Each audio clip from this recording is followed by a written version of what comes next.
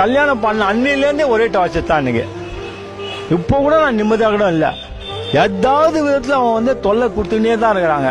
பொம்பளைங்க டாமினேட் பண்ணக்கூடாது சார். ஆம்பளைங்கள அடிக்கிறாங்க சார். என்ன கூட அடிக்கிறாங்க. அடி வாங்கிருக்கிறேன். நான் அடி வாங்கிருக்கிறேன். அடிச்சுட்டு அவங்க நான் அடிச்சு வெட்டினேன்னு சொல்லிட்டு அவங்க அடிக்கிறேன்னு சொல்லிட்டு அவங்க அப்படியே பேசுறாங்க.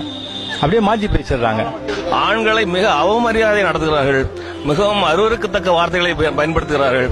பெரியார், பாரதிதாசன் போன்றவர் கூட இன்றைய தினம் இருந்திருந்தால் மிகவும் வருத்தப்பட்டிருப்பார்கள்.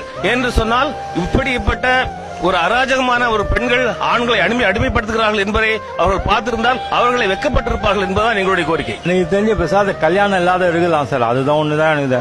இந்த மாதிரி கல்யாணம் பண்ணி அவஸ்தப்படுறதை விட பேசாத நம்ம அப்பா அம்மா கூட ஒழுங்கா நல்லா இருக்கலாம்னு தான் என்னுடைய.